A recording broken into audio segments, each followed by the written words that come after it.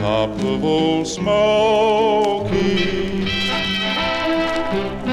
I know many liars doing very well these days, making out airline schedules.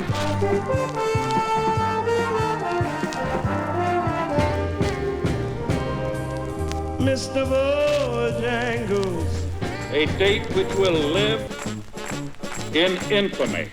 C'è la luna, mezza mare, mamma mia, mi maradare. How long have you been in the cake business, Mr. Proudfoot? Long enough to know a crumb when I see one. Time now for Spinning My Dad's Final. Here with all his skips, scratches, and pops is my dad, Frank Vaccarello.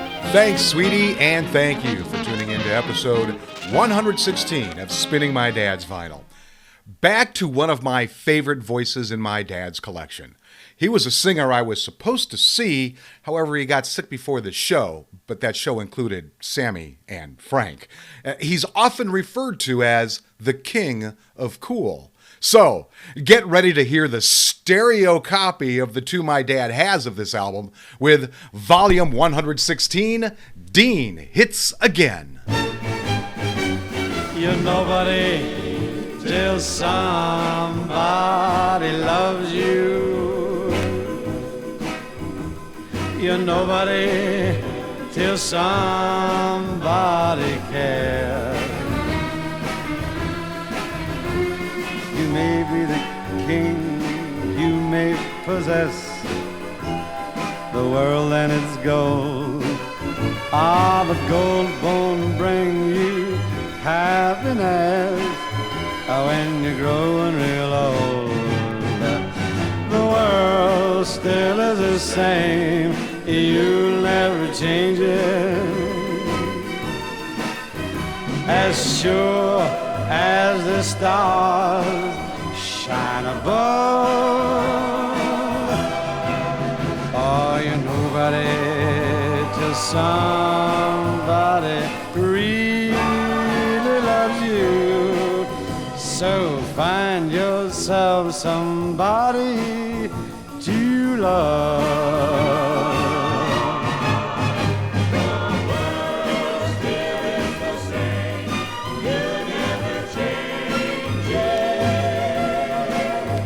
As sure as the stars shine above.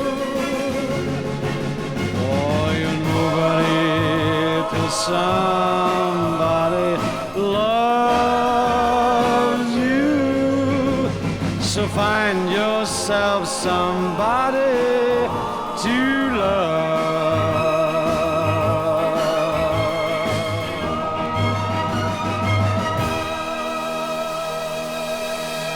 It's Dean Martin with You're Nobody Till Somebody Loves You, written by James Cavanaugh, Larry Stock, and Russ Morgan.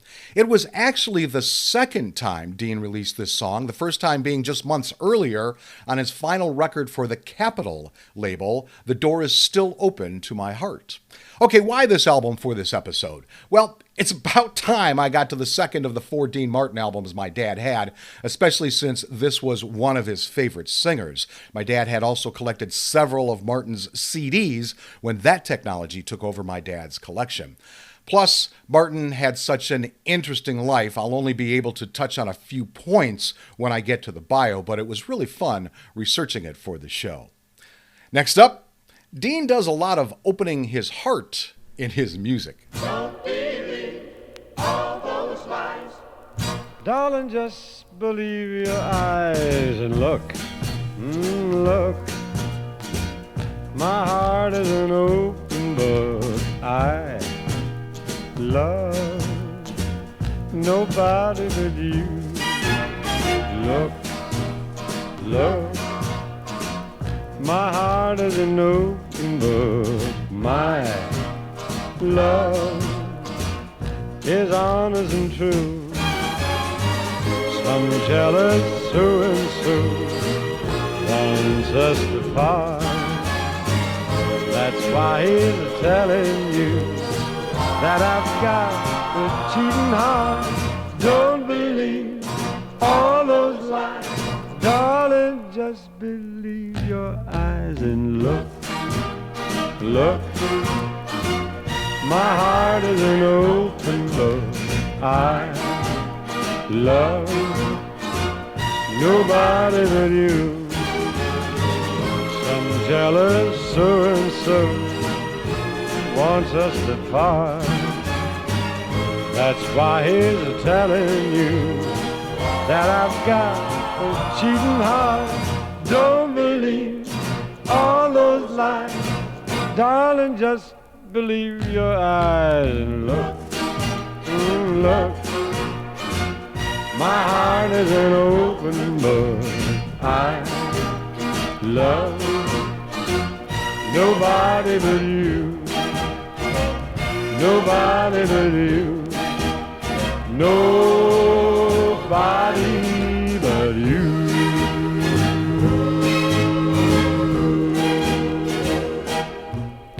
My Heart is an Open Book, written by Hal David and Lee Pockriss. Okay, let me tell you about my dad's vinyl I have chosen for this episode. Dean Martin. Dean Martin Hits Again on the Reprise Records label, number RS6146. It's a vinyl LP album stereo format, was released February 2nd, 1965. Its genre is jazz pop. Its style is easy listening. Now, Martin was accompanied by his longtime pianist Ken Lane, and the orchestra was arranged by and conducted by Ernie Freeman. It was engineered by Eddie Brackett.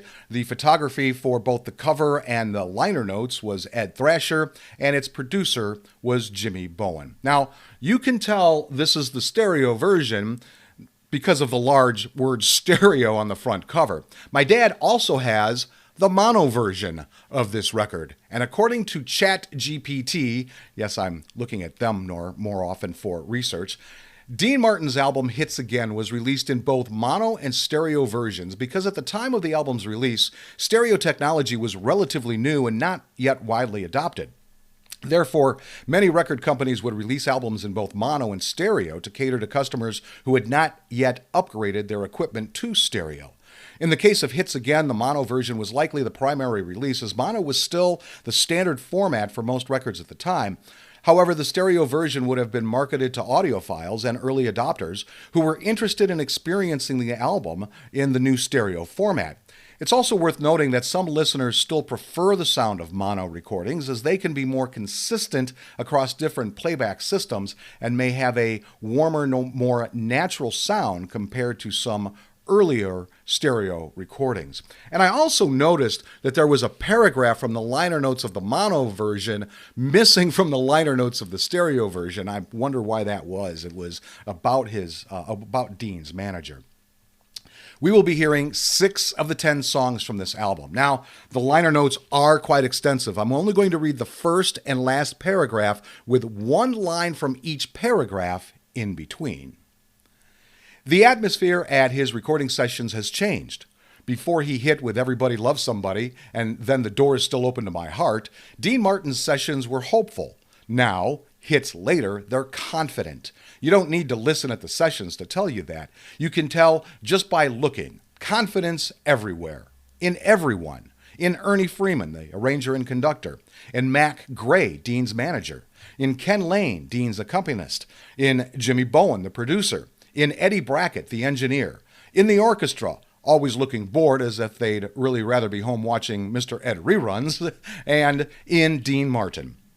Dean's casual again. He radiates confidence, but sweat is beginning to make rings on his polo shirt. It's not all casual. As a matter of fact, it's a special kind of hell they're all going through making these songs for you.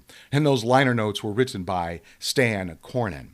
Okay, let's see what prices this record is being sold at on Discogs.com. Well, it was only sold twice on that website. The highest was $10.52 or £9.99, which it actually sold for, or $5 for the lowest, which made a $7.76 average and median, and it was last sold on January 8th, 2022. The mono version was last sold on February 5th, 2023 for only $3, but had a high of $15.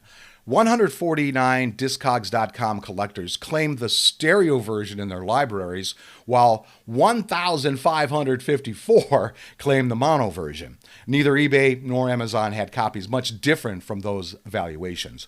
Both of my dad's copies are in really good condition, really clean between the cuts, and not much crackling or hiss. Both covers are in really good condition as well. There's not much wear and no tears. And of course, the mono version has my dad's address label on the front cover. So I'll value both of my dad's vinyl copies at $3 a piece. Okay, can I have your pillow?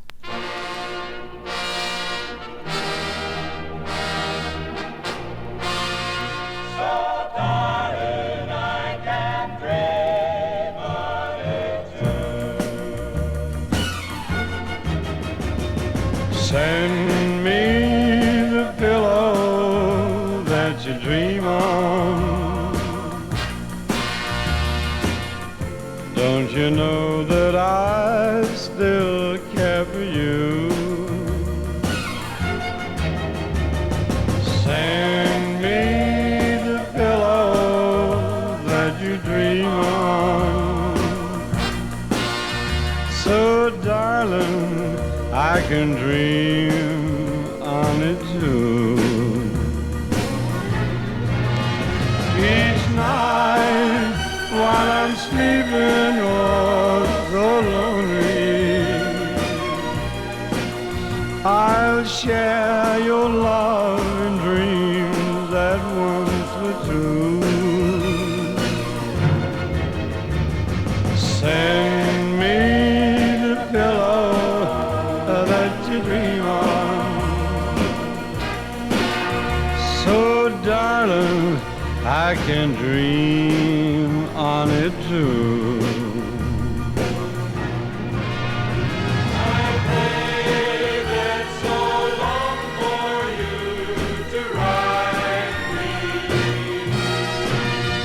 but just the memories all that's left of me. So send me the pillow that you dream on. So darling, I can dream on it too. So darling, I can dream on it too.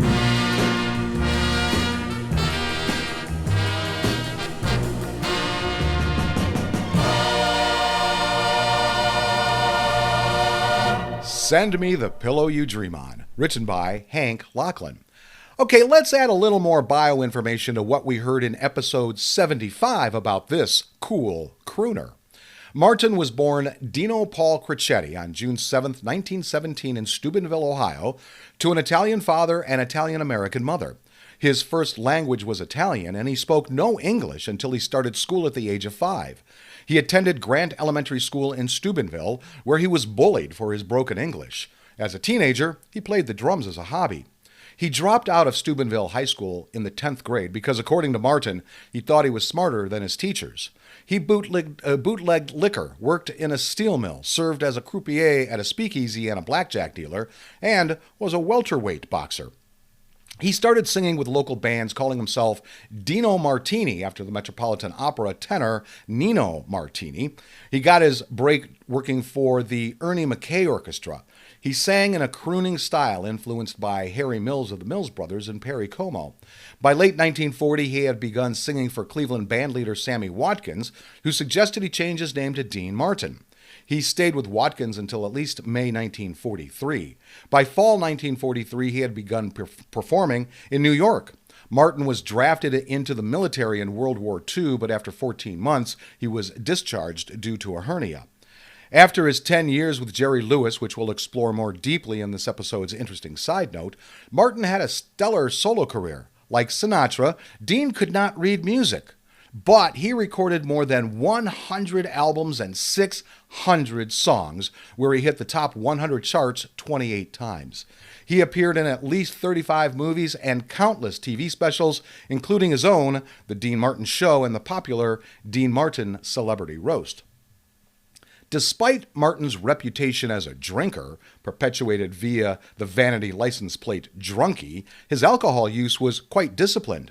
He was often the first to call in a night, and when not on tour or on a film location, he liked to go home to see his wife and children. Martin, a lifelong heavy smoker, was diagnosed with lung cancer at Cedars-Sinai Medical Center in September 1993. He was told that he would require surgery to prolong his life, but he rejected it. He retired from public life in early 1995 and died of acute respiratory failure resulting from emphysema at his Beverly Hills home on Christmas Day 1995 at the age of 78. The lights of the Las Vegas Strip were dimmed in his honor. Okay, G, another song about love. Imagine that. Send me some lovin'. Oh, send it, I pray. How can I love you when you're far away? Send me a picture. Yes, send it, my dear, so I can hold it and pretend you are here. Can you send me your kisses? I still feel your touch. I need you so badly. I miss you so much. My days are so lonely. Oh, my nights are so blue. Send me some lovin'. I'm waiting for you.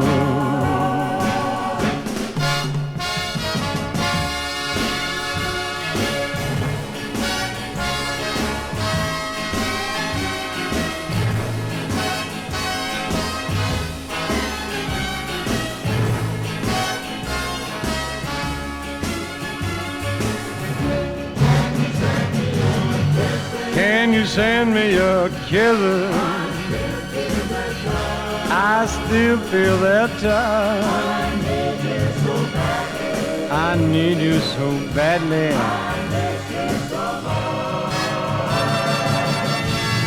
My days are so lonely, and my nights are so blue. Please send me some lovin'.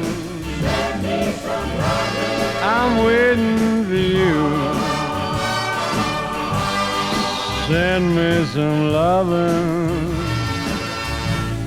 I'm waiting for you. I'm waiting for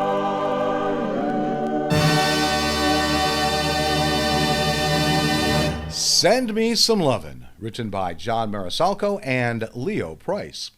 Time now for this episode's interesting side note, and it has to do with the famous Martin and Lewis act, one I have been asked to cover on this show. And please indulge me because it's a little long, but it is such a great story. Dean Martin and Jerry Lewis were one of the most iconic comedy duos in American entertainment history. Before they teamed up, Martin was a nightclub singer while Lewis performed a comedy act lip-syncing to records. Dean met Jerry at the Glass Hat Club in New York, where both were performing. They formed a fast friendship, which led to the participation in each other's acts and the formation of a music comedy team. Their debut together occurred at Atlantic City's 500 Club on July 24, 1946, and they were not well received. The owner, Skinny D'Amato, warned them that if they did not come up with a better act for their second show that night, they would be fired. Huddling in the alley behind the club, Lewis and Martin agreed to go for broke.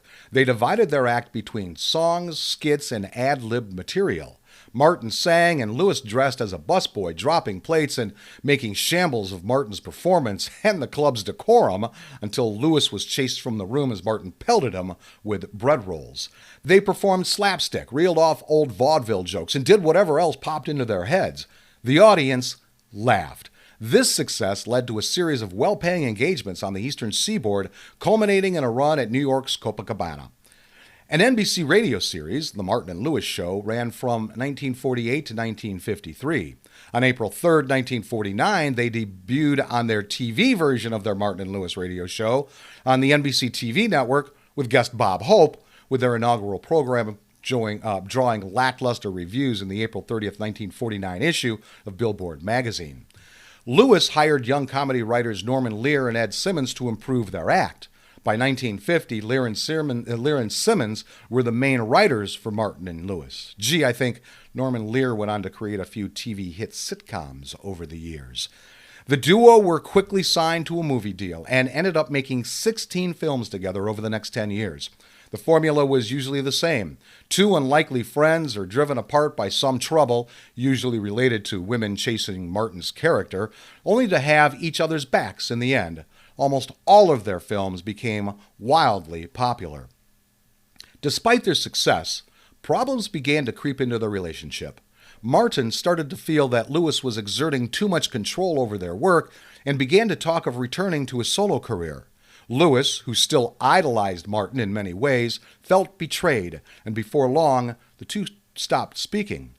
They performed a farewell show at the Copacabana on July 24, 1956, exactly 10 years after they had first taken the stage together. And I'll drop a link to a YouTube video of a show there in 1954 in this episode's liner notes.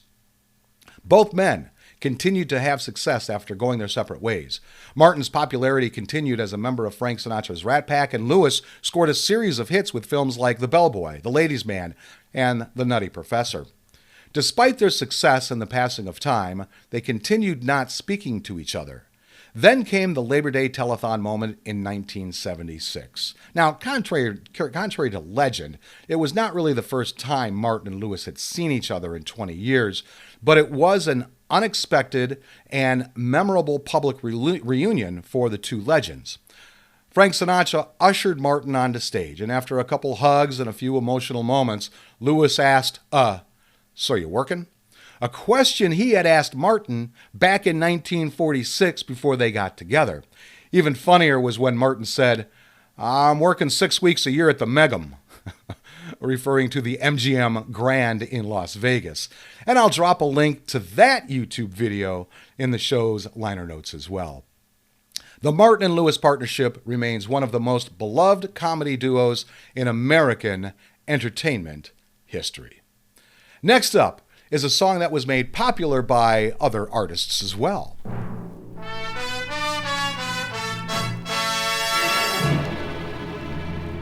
How I love to hear the organ in the chapel in the moonlight, while we're strolling down the aisle where roses entwine. How I love to hear you whisper in the chapel in the moonlight, that the love light in your eyes forever will shine, till the roses turn to ashes, till the organ turns to rust. If you never come, I'll still be there till the moonlight turns to dust. How I love to hear the choir in the chapel in the moonlight, as they sing, "Oh, promise me forever be mine." Till the roses turn to ashes, the rush.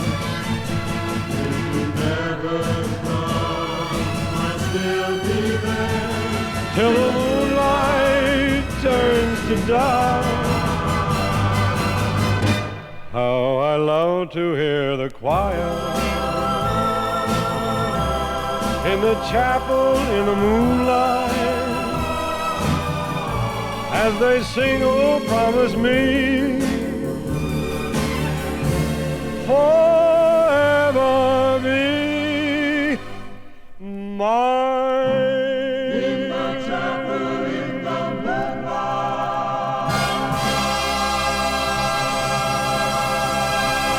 In the Chapel in the Moonlight, written by Billy Hill. Now, this version peaked at number 25 on the Billboard Hot 100, as well as spending 3 weeks atop the Easy Listening chart in August 1967. Well, I hope you enjoyed this episode as much as I enjoyed bringing it to you. Dino was one of those voices that we heard around the house regularly. In fact, I'm pretty sure this music was required in all Italian households.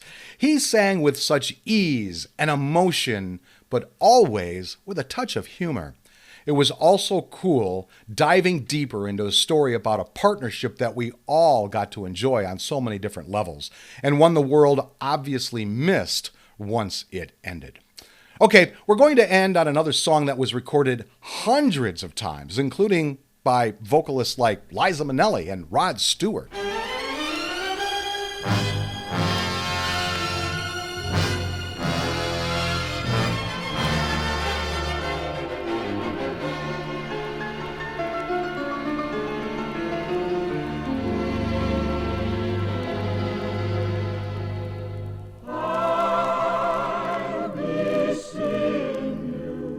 In all the old familiar places that this heart of mine embraces all day through, in that small cafe, the park, across the way, the children's carousel, the chestnut tree, wishing well. I'll be seeing you in every lovely summer's day, in everything that's light and gay. I'll always think of you that way. I'll find you in the morning sun, and when the night is new, I'll be looking at the moon, but I'll be seeing you.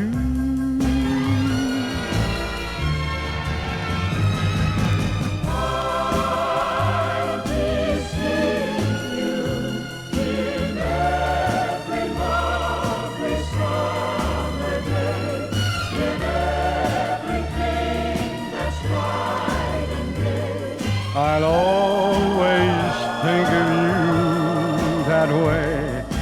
I'll find you in that morning sun, and when the night is new, I'll be looking at the moon, but I'll be seeing you. I'll be seeing you.